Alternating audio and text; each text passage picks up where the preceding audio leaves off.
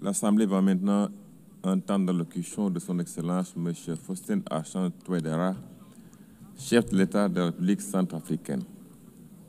Je prie le protocole de bien vouloir accompagner son Excellence, que j'invite à prendre la parole devant l'Assemblée.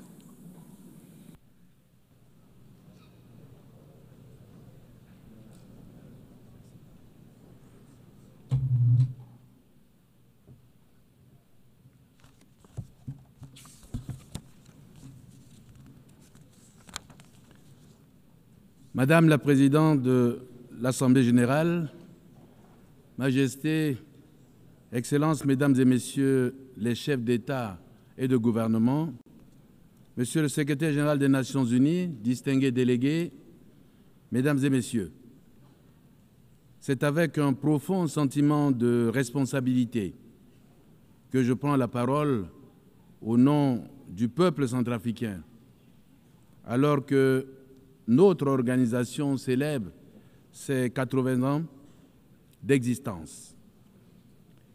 Cet anniversaire nous rappelle une vérité simple.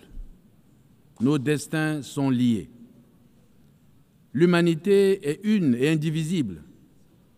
Nos peuples ne peuvent prospérer que si la paix est assurée, si le développement est partagé et si la dignité humaine est garantie pour tous.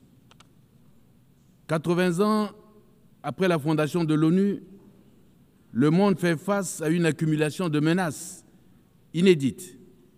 Guerres persistantes, rivalités géopolitiques, montée du terrorisme et du crime organisé, crise climatique, humanitaire et alimentaire sans précédent. Jamais, depuis la guerre froide, nous avons vu une telle fragilité. En Europe, la guerre en Ukraine continue de causer d'immenses souffrances humaines et de fragiliser la stabilité mondiale. Au Moyen-Orient, les violences persistantes entre Israël et la Palestine plongent des générations entières dans la douleur et compromettent les espoirs de coexistence pacifique. En Afrique, les crises au Soudan, à l'est de la République démocratique du Congo, au Sahel et dans la Corne de l'Afrique rappellent la fragilité des équilibres et l'urgence d'un soutien accru à la prévention et à la résolution pacifique des différends.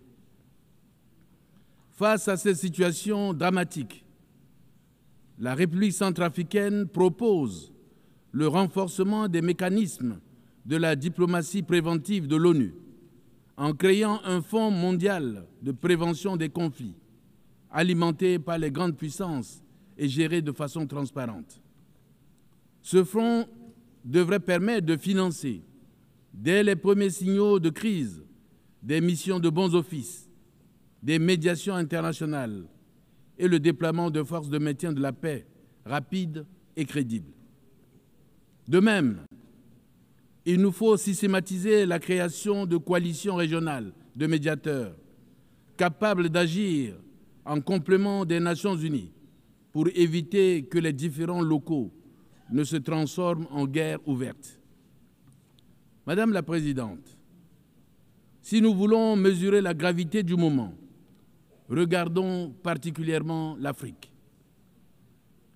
En 2025, plus de 40% des conflits armés dans le monde se déroulent sur ce continent. Le Sahel seul concentre des milliers de victimes chaque année et des millions de déplacés. Un seul chiffre suffit à résumer l'urgence. Dans certaines régions africaines, un enfant sur deux vit dans une zone touchée par un conflit. Comment parler d'avenir lorsque la moitié d'une génération est menacée par la guerre? Pour la République centrafricaine, nous savons que notre stabilité conditionne celle de toute l'Afrique centrale. Nous savons aussi que la paix n'est jamais acquise, mais toujours à construire avec patience et solidarité. Pour mitiger les effets néfastes du changement climatique, nous appelons à un mécanisme africain intégré de sécurité alimentaire et climatique soutenu par l'ONU pour réduire le lien entre rareté des ressources et conflits. Nous demandons un financement structurel et pérenne des opérations de paix en Afrique, reposant sur des contributions obligatoires et non sur le volontariat. Nous affirmons que la paix doit être inclusive, en garantissant la participation des femmes et des jeunes. Sans sécurité, il n'y a ni prospérité, ni droits humains effectifs. Face aux conflits et aux crises humanitaires qui ont mis à rude épreuve notre monde, nous devons collectivement rappeler la force normative de la Charte des Nations Unies. Ce texte fondateur qui, en 1945, portait l'espérance d'un monde libéré du fléau de la guerre. Mais aujourd'hui, 80 ans plus tard, la question se pose. L'ONU est-elle encore capable de remplir cette mission? La multiplication des conflits, la fragmentation du monde en blocs antagonistes, l'usage abusif du droit de veto et la paralysie du Conseil de sécurité nous donnent l'impression d'une organisation à bout de souffle. Pourtant, ce n'est pas l'ONU qui est fatiguée, ce sont les États membres qui, en manquant de volonté politique, bloquent son action. Oui, Madame la Présidente, l'ONU peut encore peser dans le concert des nations, mais à une condition, que nous, ses membres, choisissons le consensus plutôt que la division, l'unité plutôt que le blocage. Je salue et j'encourage les efforts constants de la communauté internationale pour favoriser les issues pacifiques aux différents conflits. Car chaque jour qui passe prolonge l'agonie d'innocents et fragilise la paix mondiale. En Afrique, notamment au Soudan, les conflits irrésolus déchirent un peuple frère et risquent de transformer notre continent en une mosaïque d'États confettis, incapables d'assurer la stabilité ni de répondre aux besoins de leurs concitoyens. Cette perspective est inacceptable. L'Afrique appelle à une mobilisation urgente, non pas pour militariser davantage nos territoires, mais pour investir dans la paix, la médiation et le dialogue inclusif. C'est pourquoi mon pays soutient la déclaration du Quad initiée par l'Égypte, l'Arabie saoudite, les Émirats arabes unis et les États-Unis d'Amérique concernant le rétablissement de la paix et de la sécurité au Soudan. Dans mon propre pays, la République centrafricaine, nous avons choisi cette voie du dialogue. La politique de la main tendue a permis, à travers la réconciliation et la confiance restaurée, l'autodissolution de la quasi-totalité des groupes armés. Ce choix n'a pas été le plus facile. Il aurait été plus simple de céder à la logique des armes, mais nous avons préféré l'audace du pardon, la patience du dialogue et la force du consensus. Notre expérience montre qu'il est possible de substituer au cycle de la haine une dynamique de paix durable. La République centrafricaine, jadis considérée comme un théâtre de violence, est aujourd'hui un exemple qu'il est possible de tendre la main et d'obtenir en retour non pas la guerre, mais la paix. Grâce à la paix retrouvée, nous préparons aujourd'hui en toute sérénité les élections générales de décembre 2025 que nous voulons démocratiques, inclusives et transparentes pour consolider l'ancrage démocratique du pays amorcé depuis 2016. Nous proposons que ce modèle soit étudié et renforcé comme bonne pratique africaine dans le cadre des Nations Unies et de l'Union africaine. Cette bonne pratique exige des actes politiques courageux. Réformer l'ONU, réformer l'architecture financière mondiale, créer un fonds mondial de prévention, renforcer le rôle des organisations régionales, mobiliser les grandes puissances, non pas pour diviser, mais pour nous unir.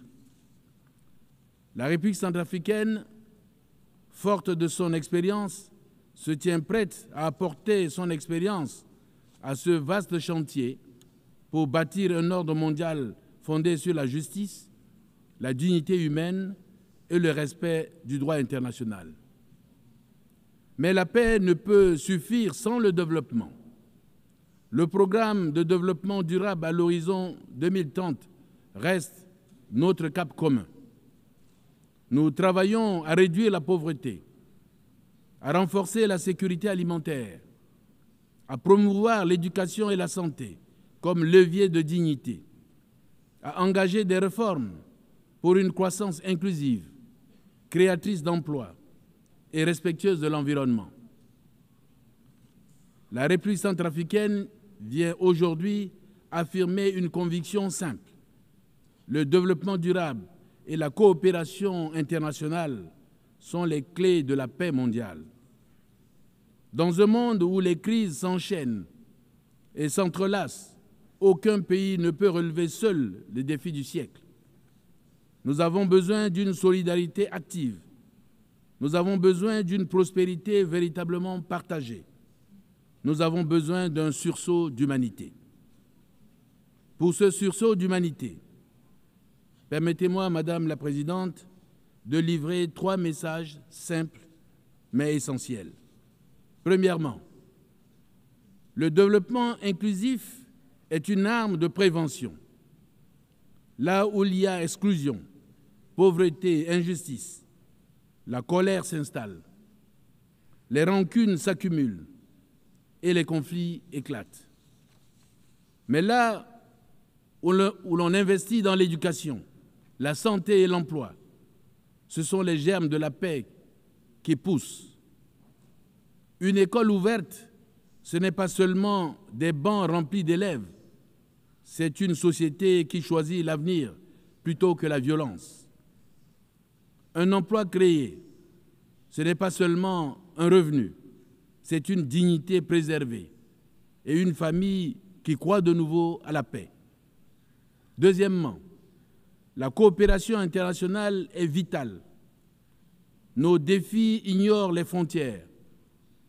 Le climat, les pandémies, les migrations, les marchés, tout cela dépasse les capacités de chaque État isolé. Aucun mur, aucun port fermé, aucune barrière ne protège durablement contre une tempête, un virus ou un désespoir migratoire. La seule protection, c'est l'action collective, c'est le multilatéralisme. Troisièmement, le développement durable est aussi une dette morale envers nos enfants. Leur laisserons-nous une planète exsangue, une dette écologique et sociale qui les condamnera avant même d'avoir commencé leur vie d'adulte? Ou leur transmettrons-nous un monde plus juste, plus vert, plus digne? Ce choix ne peut plus attendre. Madame la Présidente, pour un monde plus juste, la République centrafricaine souhaite aujourd'hui tracer des chemins d'avenir en partageant 3 pistes qui ne sont pas de simples propositions techniques, mais des choix de civilisation. D'abord, il nous faut imaginer une initiative mondiale pour la reconstruction des États fragiles, car dans un monde qui laisse certains de ses membres brisés, ne peut pas prétendre à la paix universelle. Les nations meurtries par les conflits ne doivent plus rester seules à panser leurs plaies. Elles ont besoin d'une communauté internationale qui les relève, les accompagne et leur redonne confiance. Investir dans la reconstruction institutionnelle, c'est refuser le cycle sans fin de la guerre et du désespoir. À cette reconstruction institutionnelle doit ensuite s'ajouter un engagement fort pour notre planète. C'est pourquoi nous appelons à un pacte des Nations Unies pour la protection des écosystèmes critiques, un pacte qui relie le climat, la biodiversité et les droits humains. Détruire une forêt, ce n'est pas seulement abattre des arbres, c'est effacer des cultures, menacer des vies et préparer les crises de demain. Protéger la nature, c'est protéger la paix. Enfin, il est temps de rêver grand pour l'Afrique. C'est le sens de l'idée d'un corridor vert de développement en Afrique centrale qui allie infrastructures modernes, énergie propre et intégration régionale. De Bangui à Kinshasa, de Douala à Libreville, ce corridor serait un trait d'union entre nos peuples et une promesse d'avenir pour toute l'humanité. Car l'Afrique n'est pas un continent à assister, elle est un continent à relever. Elle n'attend ni charité ni compassion, mais des partenariats justes et courageux. L'ère de la dépendance de l'Afrique est révolue.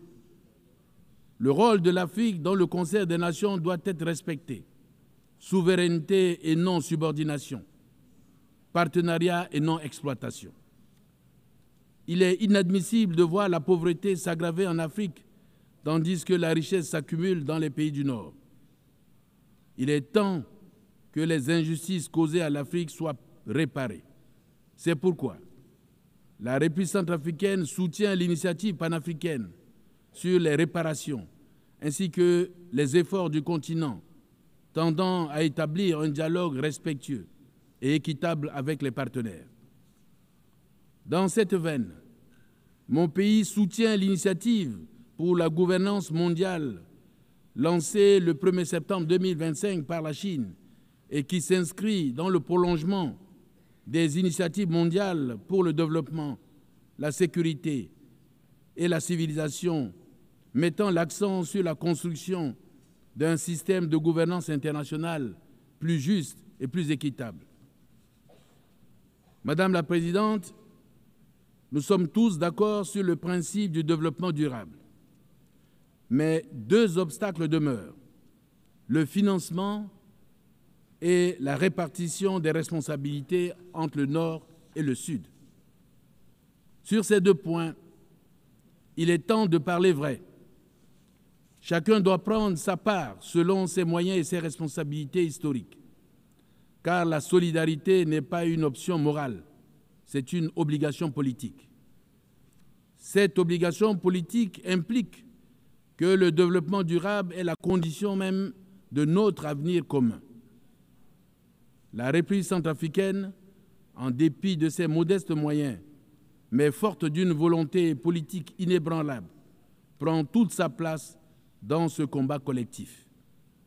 Nous savons que nous sommes vulnérables, mais nous savons aussi que notre vulnérabilité nous donne une voix unique, celle qui rappelle au monde que la paix, la justice et la solidarité ne sont pas des promesses lointaines, mais des choix urgents, ici et maintenant. En ce 20e anniversaire, la République centrafricaine réaffirme son attachement indéfectible aux valeurs incarnées par l'ONU. Mais elle souligne que ces valeurs ne peuvent être garanties sans une réforme profonde du système multilatéral et en particulier du Conseil de sécurité des Nations unies, dont la composition actuelle est devenue anachronique et voire illégitime. Il y a 80 ans, lorsque les Nations unies sont nées, l'Afrique n'était pas libre. La plupart de nos pays vivaient encore sous la tutelle coloniale. Notre voix ne comptait pas. Aujourd'hui, l'Afrique, c'est 1,4 milliard d'habitants.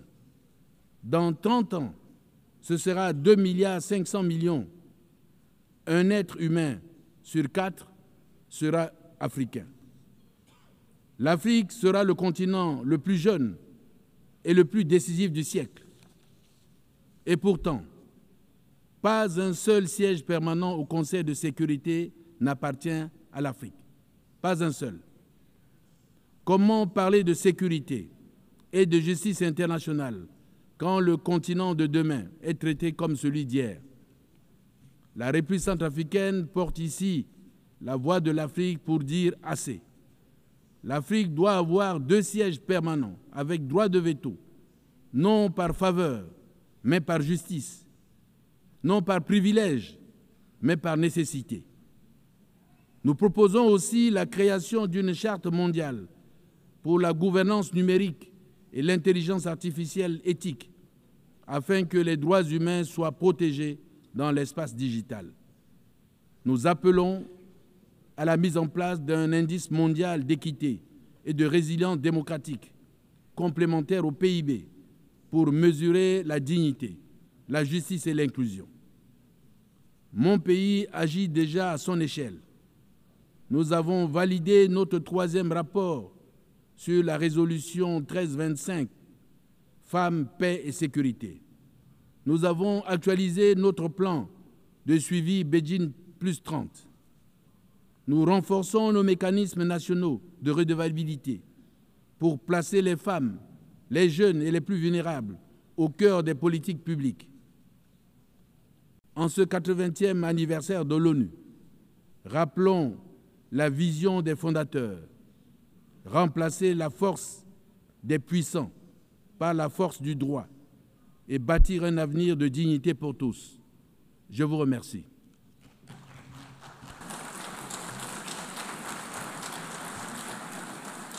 Je remercie le président de la République centrafricaine.